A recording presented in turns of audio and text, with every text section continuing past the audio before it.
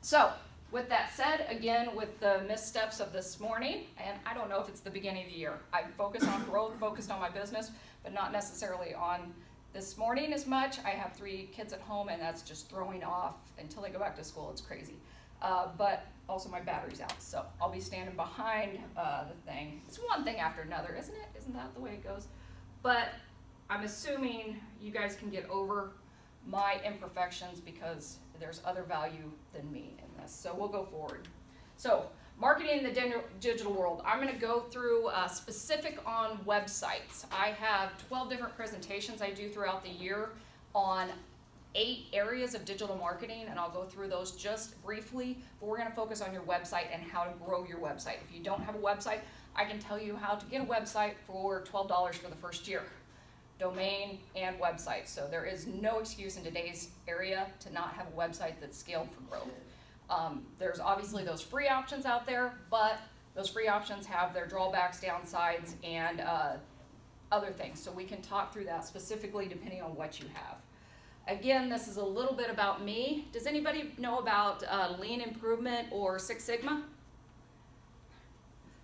All right, so yeah, I should know that you did. But I am a Six Sigma black belt, but what that means is I've solved $1 million projects successfully over and over in the corporate world. So I am very savvy and focused on results and focused on problem solving. And again, as small business owners, problem solving is what we do. We solve problems for other people, and we solve problems in our business to be able to grow. But why is improving your website important? We all have common problems. Websites are supposed to be your 24/7 marketing tool. It should be your salesperson. It should be your promotion mechanism. It should be able to answer all the questions your clients have, or at least 90% of them, before they even call you and or be able to facilitate. If you do it right, you should be getting sales in your sleep. All businesses think that, well, that's for these businesses or that business, but it's not really. Most all businesses are fully capable of having promotion, having sales 24 hours a day. But we all need growth and we all have roadblocks. So some of the things that are common in business that we have is we need more customers. Obviously we need more customers. We either need our phone to ring. Anybody on more of a phone-based business where they're actually making calls or actually prospecting that way, you either need your phone to ring or be able to get those connections. If you're a local business, and I know some of you are, you want to be connected to the local entities, you want to feel connected to your local customers, you need to make people feel like you are a local business. It's very powerful, especially in today's. But if you're a local business that needs foot traffic, if you're retail, you definitely need people coming in the door. One of the reasons, there's basically only 4 ways to grow your business. You either need to get more customers, you need to retain the customers you have, you need to get more income from the customers you have existing, and you want those customers to be your biggest referrals, your biggest fans, the ones that actually promote you. You don't have to promote yourself if your clients are saying great things about you, and or your customers are giving your information to other people. Okay, let's see. We're just gonna have one technical difficulty. I'm a techie, so technical difficulty to me always cracks me up. But 4 things always block your growth. And these are the 4 things that are in common for every business. And I just kind of highlight these because no matter what business you're in, we all struggle with this in some sort of degree. You either don't have effective marketing, your digital technology is lacking, and today's day and age, you cannot not have digital technology working for you. A lot of times we're working for it if we're not versed in it.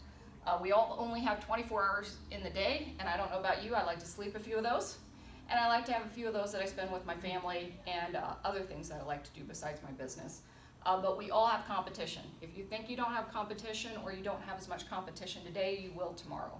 It is always evolving as far as your competitive storefront. So getting into why you came is your website can help overcome all of those things if you leverage it correctly. Leveraging technology in your website is really important. If you don't have a website and or your website isn't effective, you've already lost 50% of your potential customers.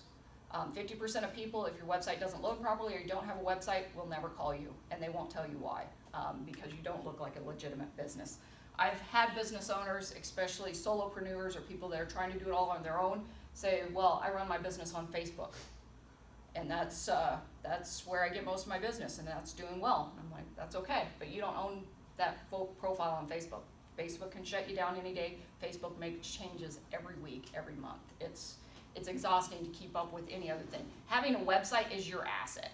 And I always liken it to architecture or building, is because to me, having a domain name is like having a plot of land. Having a website is like building a house. And you can build it into a skyscraper, or you can keep it as a small footprint. It's your choice. And however much business you can do, doesn't do you any good to have a skyscraper if it's in the middle of the plains in Kansas. So we want to make sure people can get to it too. I do like to talk about some of the other areas before we get into the website of digital marketing. To me, the website's the first thing. All these other areas of digital marketing are after you've improved your website. Improving your website is first and foremost. People are like, well, I need to improve my social media, but their website doesn't have contact information or names or emails or ways to get new customers. So these are the 8 areas that I talk about of digital marketing. And so it is your mobile friendliness. So whether you have a website or not, it has to be mobile friendly. And the components within your website need to be able to be used by a mobile device.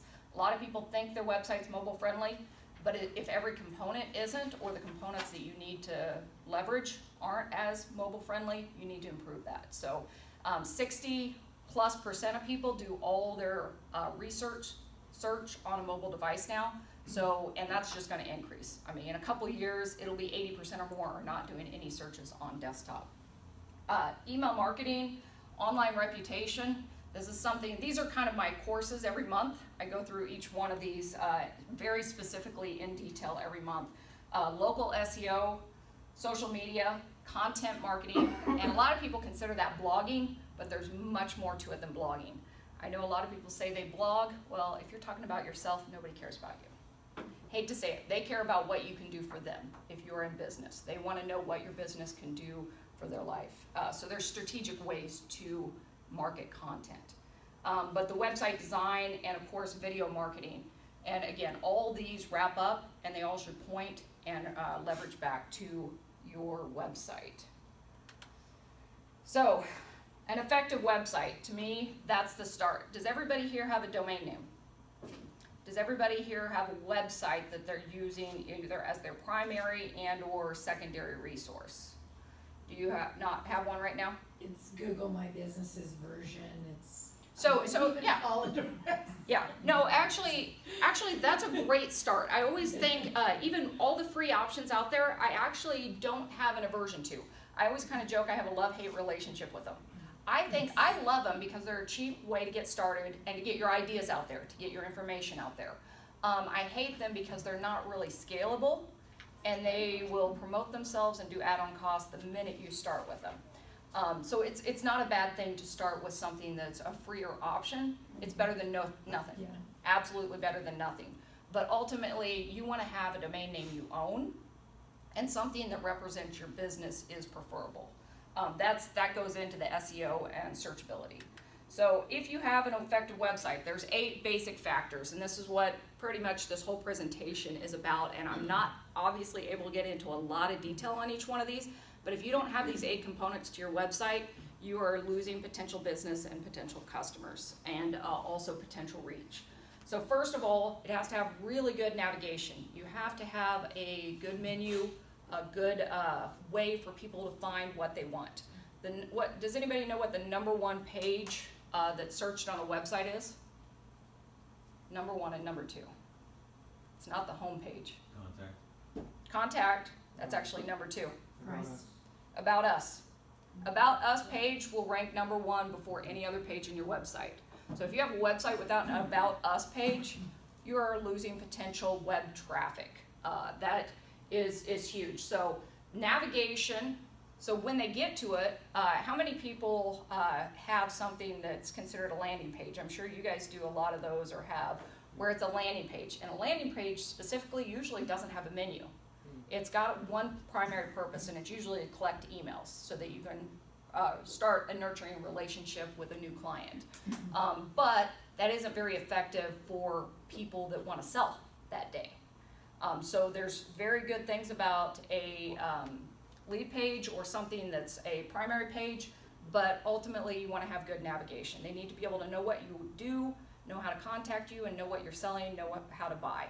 And we'll get into each one of these. Content needs to be, readability is really important, but it needs to be helpful. There's only 2 things people are researching online. Do you know what those 2 things are? Why? Two reasons people go online today.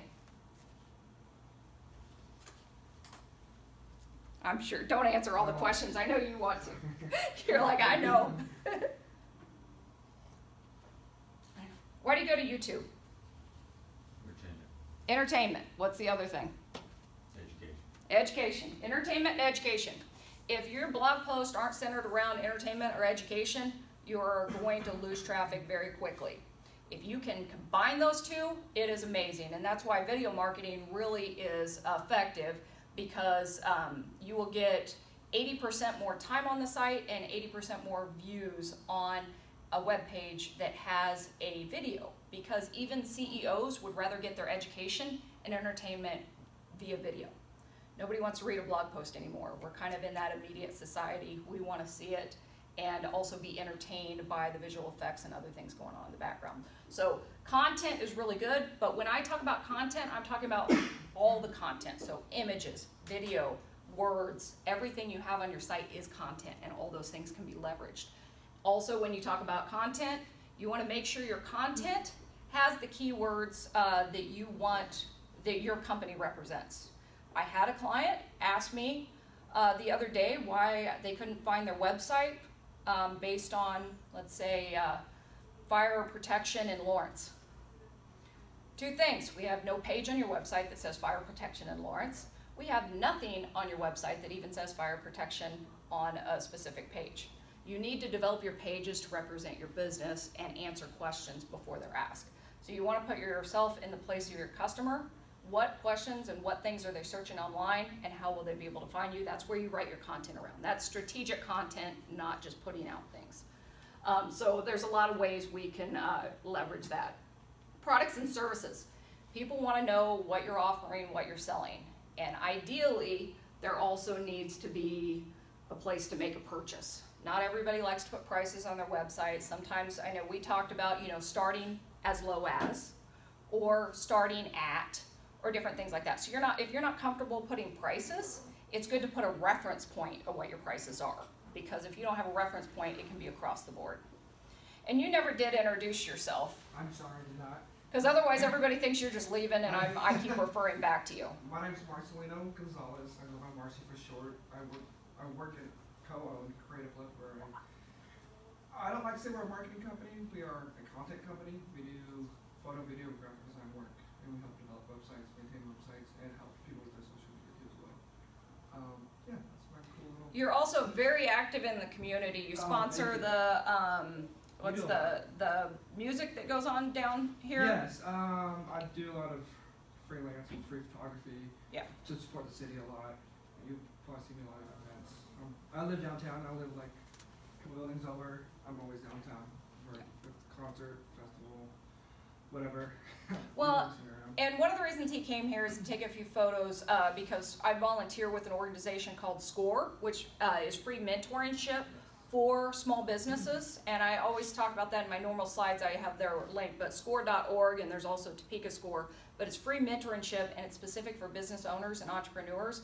They do roundtables once a month. They put on workshops throughout the year. So if you put your name on here, unless you have any aversion to it, and let me know before you leave, you will be put on their email list, so you'll get more information about some of the workshops they have in town. But they're 100% about, and it's sponsored by the small business. If you don't want your face in there, just let me know. It's going to be on again, it's through the nonprofit, it's through Washburn Small Business, and it's all about helping entrepreneurs and small business in the community grow. So it's a great organization. Huh? Putting like Washburn. Oh, yeah, yeah. Yes, if you want to know about more of my company, createuplift.com. creativelook.com. Yeah. So, I'm out of here. You guys have a good Thank day. you for Thank you very coming. much. Yeah, sure thing. Have a good day. So, getting back to the thing. So, how many people actually have their products and services listed on their website? Okay? And it's really important to say what you do. And again, if you don't have a cost, it's okay to ask for a quote. I think you actually lose customers if you require them to sign up or call to get a reference point. But I understand on not all businesses you can post prices, depending on what it is. Opt-in. Who's got a newsletter or a newsletter list that they collect emails for their clients? This is my number one, and I do a workshop later on this year. I call that my money magnifier, because you will get so much more money out of an email list or a clientele that you can have regular communication with. So that's the entire point of an opt-in, is to be able to get somebody's contact information, usually just an email. And it doesn't, I'm not talking spammy, or I'm not even talking, once a month newsletters. But if you have some promotion or something going on, like workshops or other things, or you have a special going on and you don't have a way to contact people specific that have already made contact with you, you're missing out. The other thing is, this is the best way to get referrals. This is the best way to get repeat buyers. This is the best way to increase the purchasing of your existing customers. So having an opt-in, and usually you do somewhat of a free giveaway. 80% of people opt into a website for discounts. So if you have any sort of discount, any sort of freebie, any sort of promotion, you're 10 times more likely to get somebody's email. I get up to 100 emails a day from things on some of my websites. I run more than a few. But there's very specific ways, and there's a lot of technical mechanisms to make this a very easy process. It doesn't have to be complicated.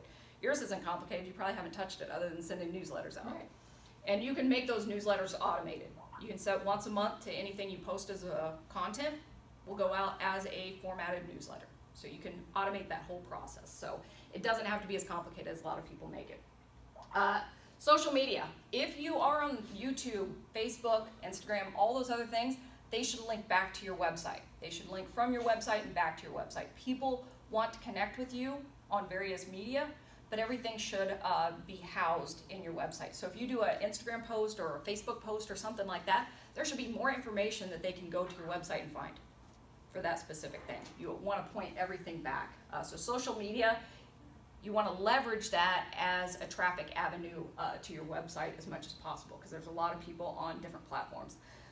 Contact, visit. It drives me nuts when I go to a website and it is difficult to find an email, a phone number, or a contact form. So you want to make sure your contact form's working, your information's posted on multiple areas, preferably the header, footer, and a contact page.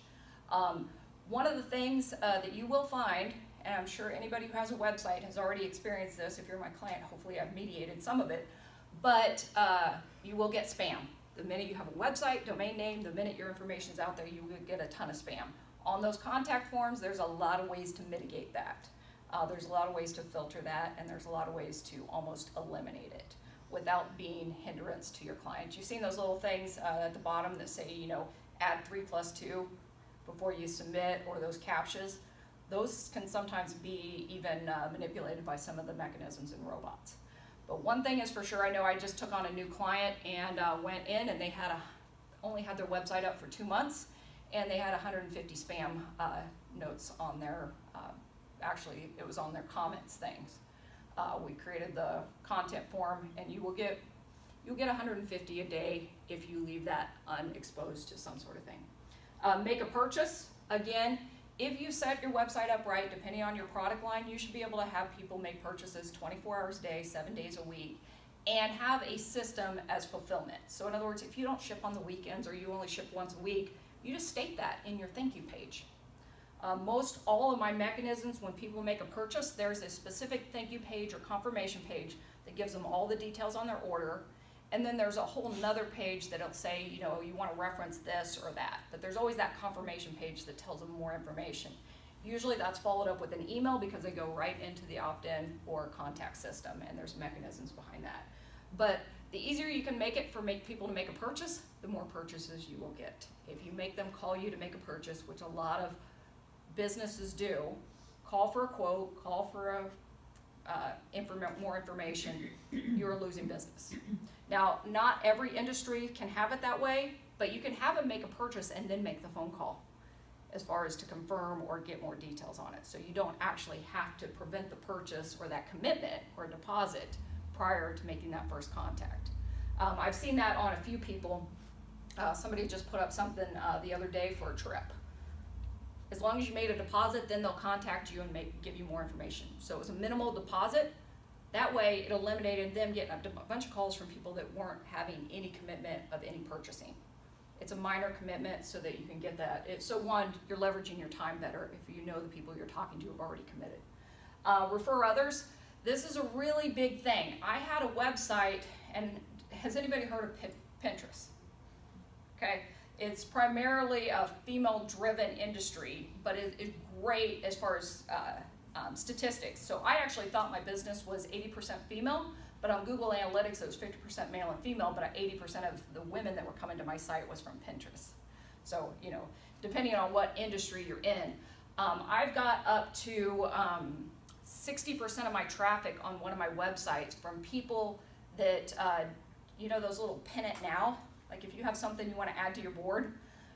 So you can have little things like tweet, pin, share on Facebook, different things like that, especially if you're having promotions on an image, and anybody who clicks on that will go back to your website. So I've got a ton of traffic that I haven't done any promotion for. People have come to the site, clicked on it to share it with their followings or share it with their board, and then other people have shared it with theirs. So having something that's a click to share on any images and a lot of things on your site is really good. The other thing is you can leverage that opt-in. I've seen a lot of things where saying refer a friend. Anybody use those food delivery systems? I got caught up in a Black Friday special of, I think it was Everyday, it's Everyday Plate, or Every Plate. Great discount for doing Every Plate. You know what they did? They say, you know, give somebody a free box. Give somebody free meals, just put in their email here. So guess what they did? They just got me to refer 3 friends. I tell my friends, it's like, hey, you want a free box? Yeah, I'll get a free box. I give them my email. They now have a person that they can follow up with whether they ever use it or not. But the other thing is whether that person uses it or not, they can offer that same thing. Say, hey, if you got 3 friends that want to join in, use this, you know, just put their email in, and we'll send them and say, hey, your friend just gave us, would love to give you this present or gift. What they do, what's great about, I think they have a great system, is when you get your free box, you sign up for that monthly box. You can always cancel. So they're at risk of losing the free box, but if you get one free, are you gonna pay for one? It's a theory of reciprocity. I mean, you're gonna at least have 2 just because you got one free because it was that much of a deal. And what it is, I think it was like 50% discount on your first 2. So they're still recovering their cost, but they got a new customer. And they didn't have to do anything but put those referral links on their website. So really smart businesses, and really, when you're talking multi-million-dollar businesses, leverage that. Again, that is one of the 4 mechanisms. So what was the 4 mechanisms to grow your business? Remember? Grow your customer base. So make your website searchable, have good content, get your customers to repeat buy, having an opt-in, following up on them, refer others, and then what was the other one? Retention. Retain the customers you have. Has anybody heard the statistics on how much less it costs to retain a current customer than get a new one? It's like 80% or something like that. It's different per industry. But again, that opt-in, that's why I say that's a very powerful thing. The more you can contact people, the more likely they're gonna stick with you. So these are the, I'm almost on time. These are the areas that can really maximize and optimize your website. So if you don't have these 8 areas, again, you're missing out. I would say don't try to throw all these up today. Pick one that you think is something that you're missing and focus on that, and then you can move on to the next once you've mastered it. I've heard a lot of things is until you've made $1 million from one idea, don't come up with another. Because in a lot of ways, you probably haven't optimized and or leveraged that idea to the fullest. And if you keep going on to the next, you may never leverage that. So that's a little bit of an exaggeration, but it is what it is. Again, still got this as an example. This is one of the nonprofits I work with. But if you have something that's got quarterly, yearly, whatever fees, real simple ways, even through PayPal, you can set up recurring payments. I kind of joked because somebody was talking about their payments. I was like, just do a PayPal button. It really works just as well as setting up an entire e-commerce business once you're starting out. I know I ran one of my businesses through PayPal for the first year. Then I added on credit card processing and different things like that. And it doubled my purchasing because some people think you have to have a PayPal account to use PayPal, even though you can use it for other things.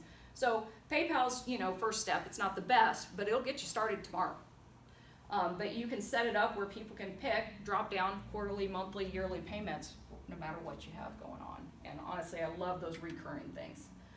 So again, I talked about 8 different areas of digital marketing.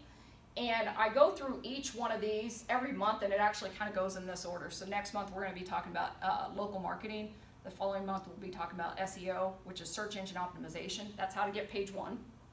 Everybody talks about page 1. There's very specific things you can do to get page 1. It's not as hard as people think. Now, I say that with a grain of salt, depending on what your industry is. Specific words are very difficult, but getting to page 1 is not.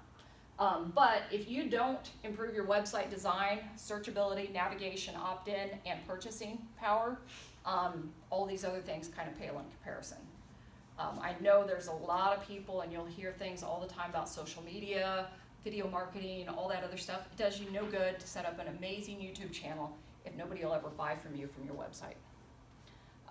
Unless you're 15 and I do know a 15-year-old that's making more than her parents right now, and she is not one of those makeup people. She's doing tutorial videos for an app.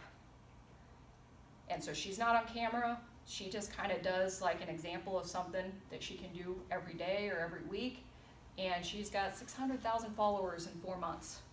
And it's just, to me, an amazing story with the right motivation and the right skill set. Almost anybody in any industry can leverage it to create a business out of it. I mean, the problem is when you're 15, 16 and you're making really good money, you think you don't need to go to school anymore, which is a challenge. But with that being said, her mother's extremely proud of her. Other than managing screen time's a little more difficult when you're making that much money on it. And she's somewhat of an internet sensation, so she's probably more arrogant on it. So that's the end of this. And again, real high level snippet summary. You should have all the notes on some of those. And in fact, you got more notes that I skipped over as far as some of the advantages of using digital technology.